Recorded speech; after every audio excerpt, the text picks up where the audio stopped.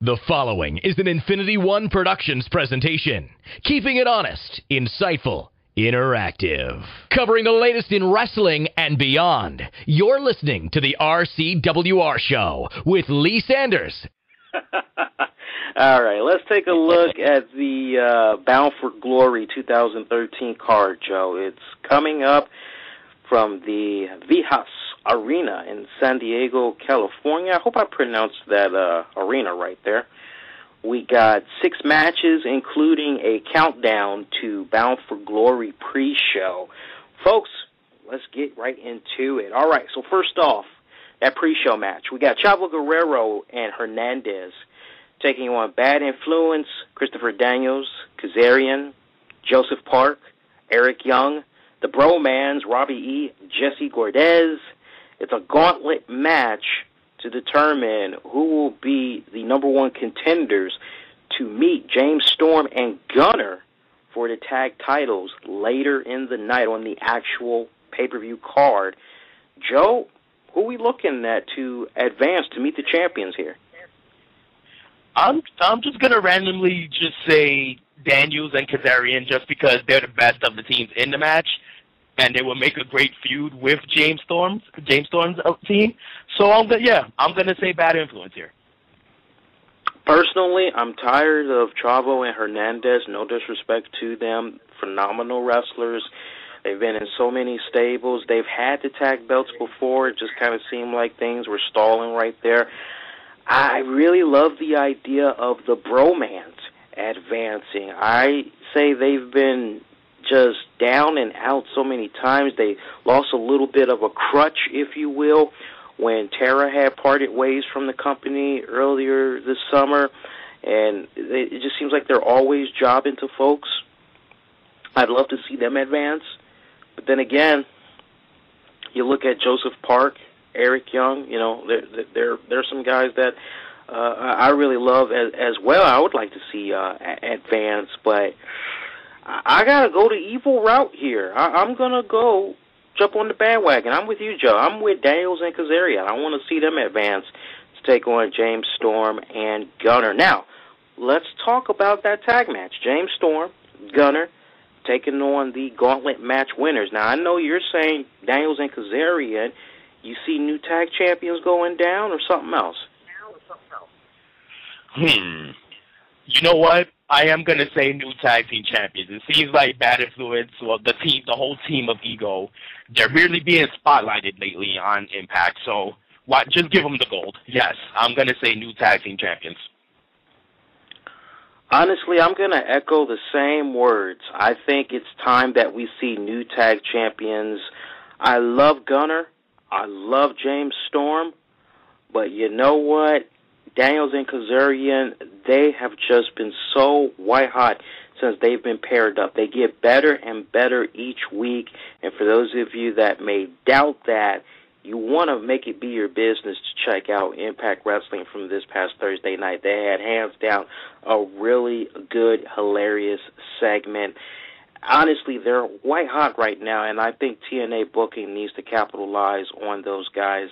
They need to go on ahead and put those tag belts on them. They're always relevant. They're always getting camera time, so you can easily put them in tag matches or singles matches, whatnot.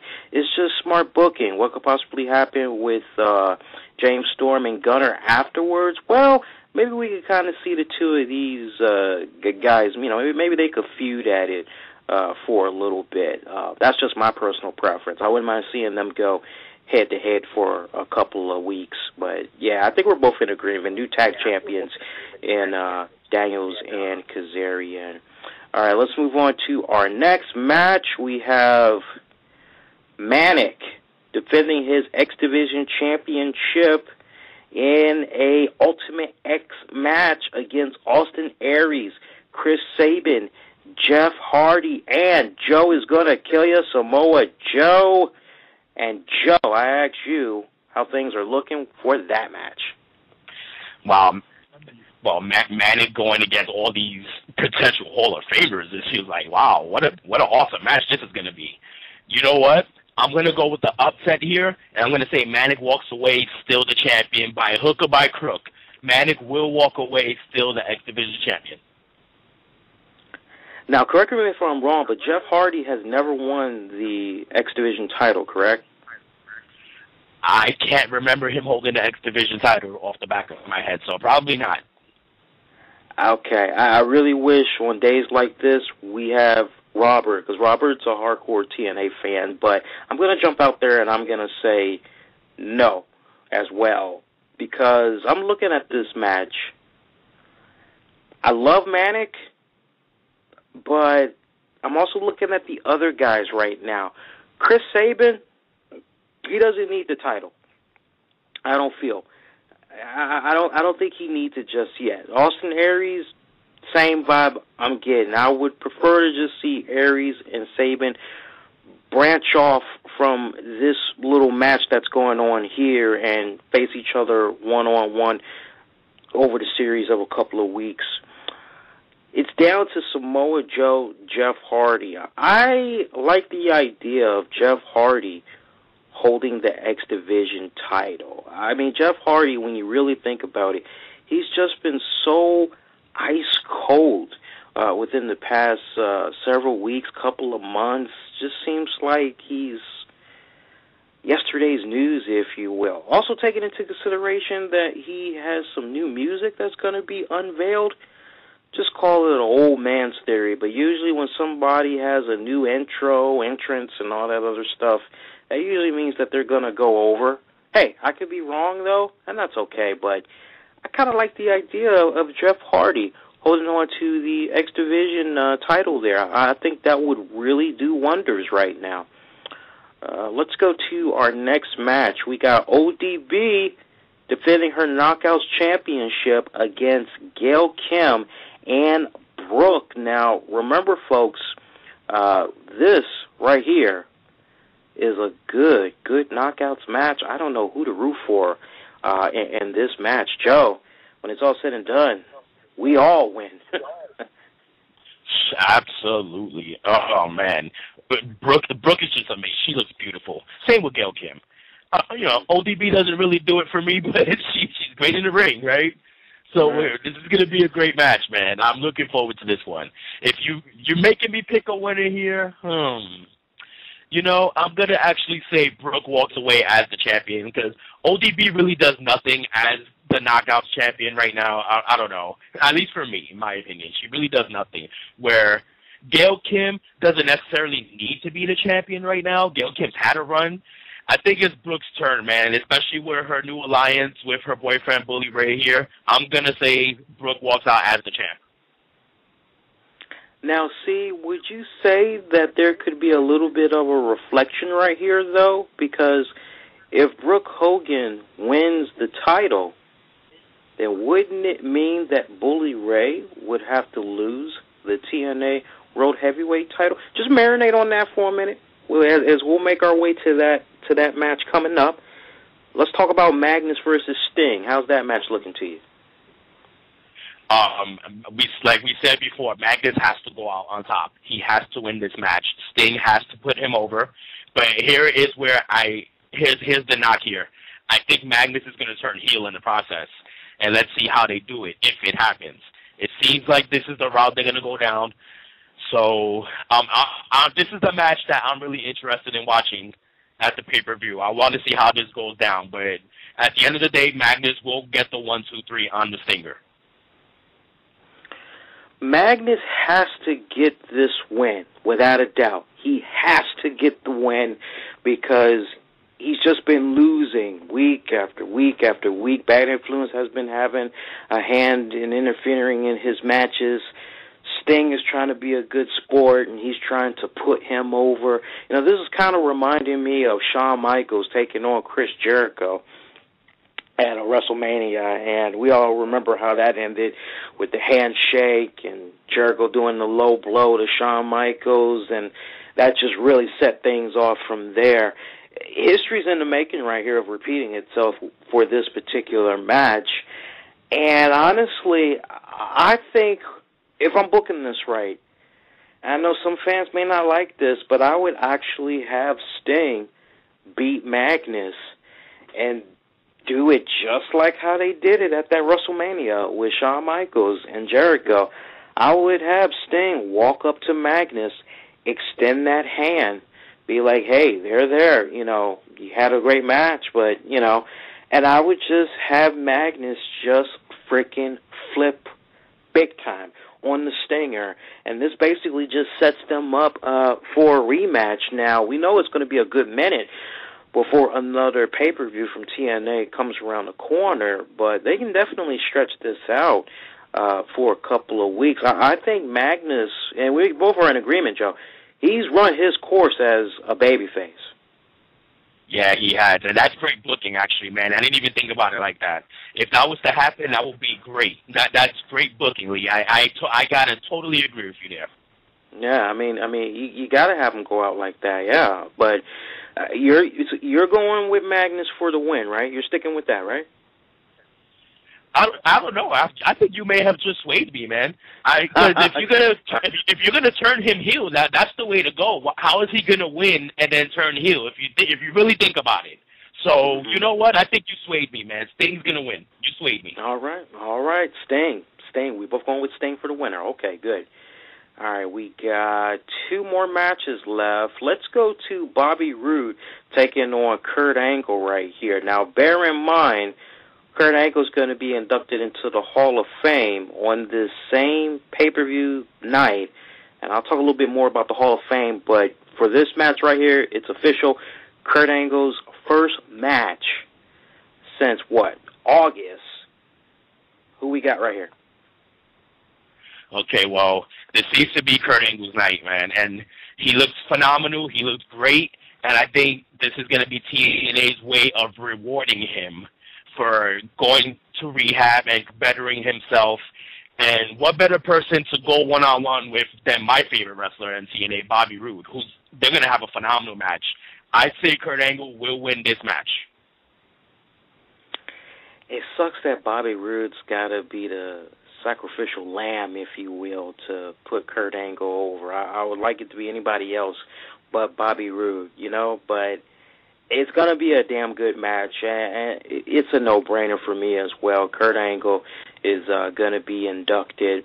I said that wrong. That Kurt Angle is going to win. He is going to be inducted, but let's talk about that induction, by the way. We saw how last year we saw Sting get inducted. I think it was at the beginning. No, it wasn't even at the beginning of the pay-per-view event, was it? Didn't they do it midway into the show or something like that? Yeah, it was about the second half portion of the show. I just thought the timing of that was so odd, honestly. Yeah, and you know, feel me on this, folks. They need to do this right, okay? You can't have the entire TNA locker be out as Kurt Angle is being inducted. Now, if I'm booking this right, I'm going to have Bobby Roode, I'm going to have Daniels and Kazarian. They're not going to be there to see Kurt Angle get inducted, okay? That's just smart, okay? It's smart booking. You know, it doesn't make sense for them to be, especially Bobby Roode, who feels that he should be in the TNA Hall of Fame, not Kurt Angle, not Sting. So why would you have these guys sit out there and watch Kurt Angle get inducted? Okay? They made this same mistake last year when Sting was getting inducted, and I can't remember offhand who he had faced, but I remember vividly that that person he faced was also part of the crowd that was watching him get inducted, and I just thought that it was stupid, honestly. Now, as far as when they're going to induct Kurt Angle, I think it's very important that they do it at the beginning of the show. Just have everybody come out, have it go down right then and there, okay? Or, honestly, do it at the end of the night. Let the pay-per-view go off the air, and basically you could do something to what WWE had did a couple of weeks back with the Bret Hart Appreciation Night on the WWE app, and the footage continued. They could do something similar like that up on their YouTube channel, on their Impact Wrestling website. And for those that have missed it, maybe they could show that induction in its entirety on a special episode of Impact Wrestling. Maybe they could have it be a standalone episode on Spike TV, or they could show it in its entirety on that Impact Wrestling broadcast. But, I really don't feel as though we should be seeing that get crammed into that pay-per-view. You agree or disagree? What's your overall take?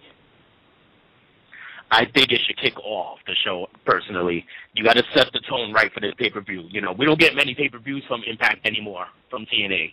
So start off the show right, man. Let it start right from the beginning. Everybody's in their suits and dresses. Everybody looks nice. Start the show, and then get ready for battle right after the show, right after the induction. So kick off the show with it. Yeah, I'm with you 100%. Because 9 times out of 10, they want this to be part of the pay-per-view. We get that. It's kind of weird because WWE, they don't operate this way with their Hall of Fame. They may show you highlights from the Hall of Fame speeches, and they bring the inductees out, but they don't have you sit through the whole thing as you're also trying to remember, there's matches I have to watch too.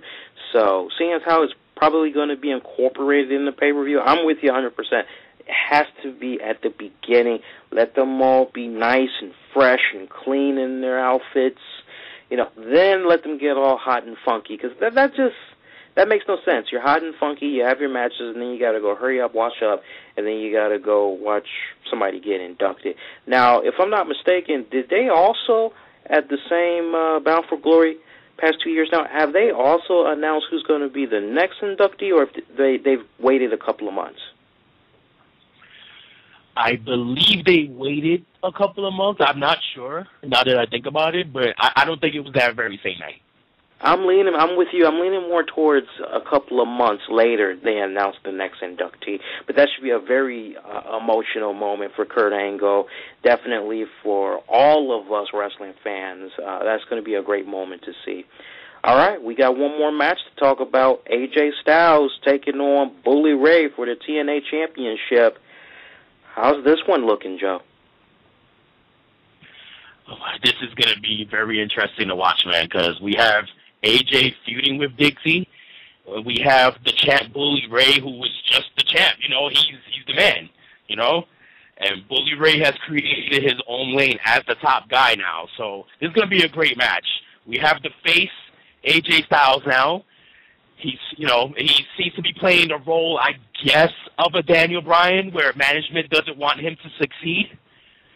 So with that said, I think Bully Ray will walk out as the champion. It's too soon for AJ to win the title. He has to chase a little more. He still has to feud with management.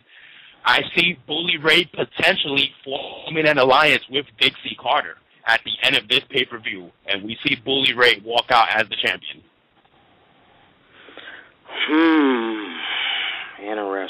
Interesting.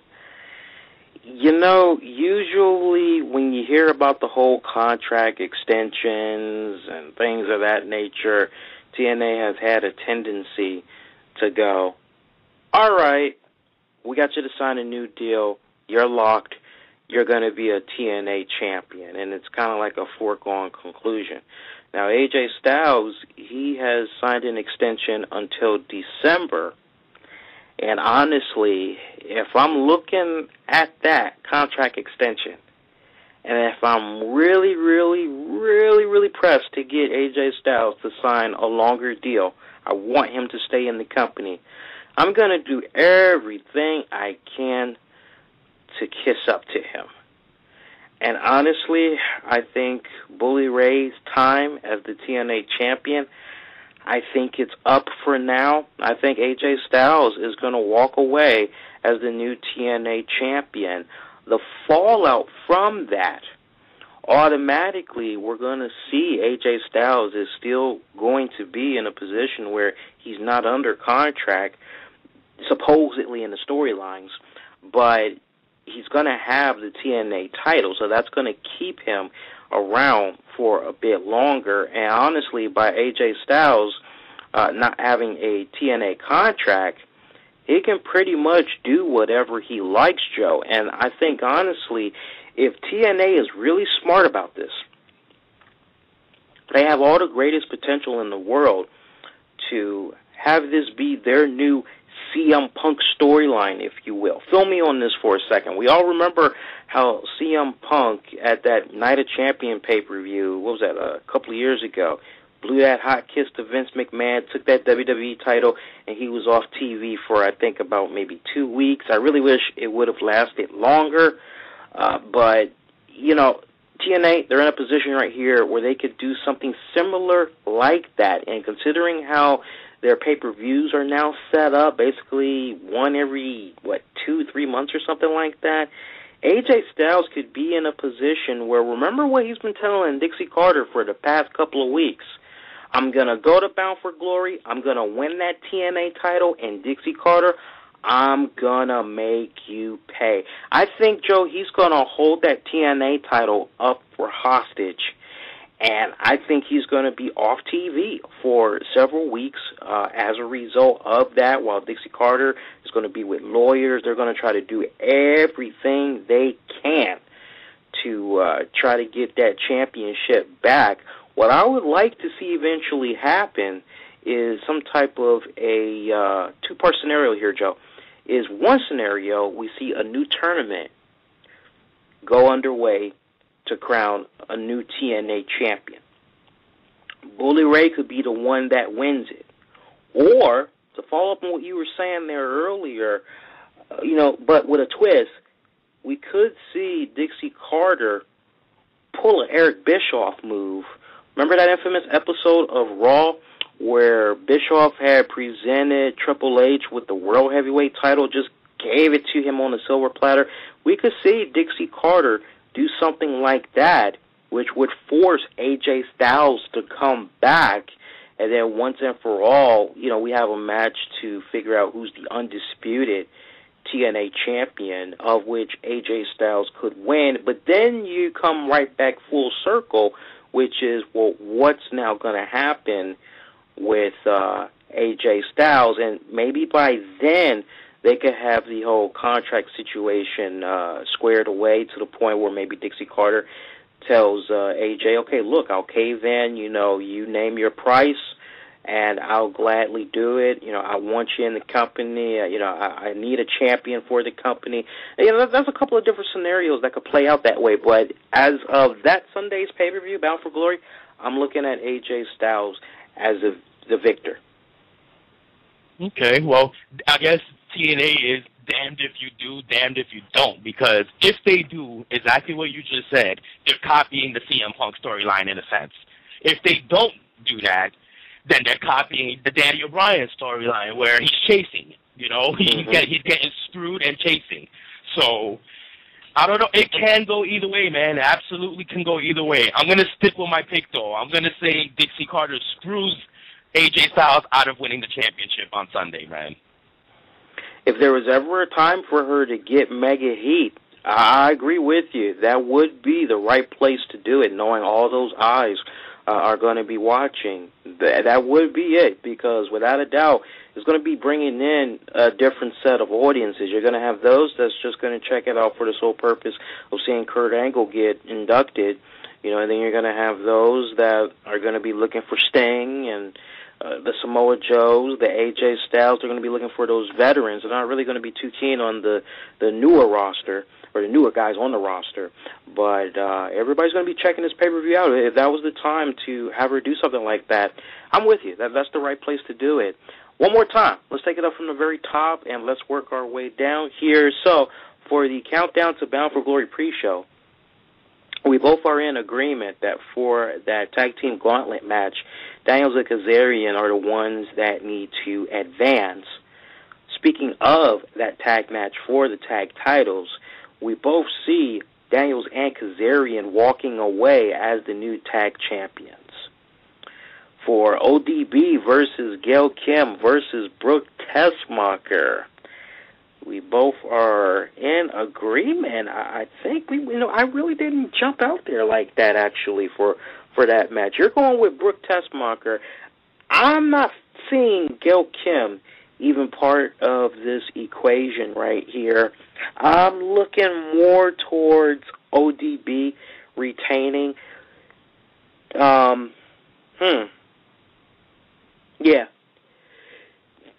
I'm looking at ODB retaining. Don't be too surprised if we see a appearance from Lady Tampa, who might just screw this whole match up. That would piss off a lot of fans. Let's go to Bobby Roode versus Kurt Angle. We both are in agreement. Kurt Angle's first return match. He's going to pick up the victory here. Manik taking on Austin Aries. Sabin. Chris Sabin, that is. Jeff Hardy. Samoa Joe. Ultimate X match for the TNA X Division Championship. Joe is going with Manik. He feels Manik is going to be able to retain the title despite the odds there. I'm actually looking at Jeff Hardy. Jeff Hardy has never held the X Division Championship before. I think it's going to be Jeff Hardy's time right there. And we have, I think, two more matches here. Magnus taking on Sting. We're both in agreement. Sting is going to get the job done, but Magnus is going to go heel on Sting. And it's about damn time. That's all I got to say about that. Main event match. Bully Ray taking on AJ Styles for the TNA Championship. Joe's going in a different route right here. He's looking at Bully Ray retaining with help from Dixie Carter, who screws AJ Styles. Kind of similar to a Vince didn't screw Brett, Brett screwed Brett kind of moment right there. I'm actually looking at AJ Styles to become your new TNA champion and hold that TNA title up for ransom. We definitely want to hear what you guys think. So if you agree with our picks or you want to chime in your own winners for that Sunday's pay-per-view, all you got to do is hit us up on Twitter at the RCWR Show or Facebook, Infinity One Productions.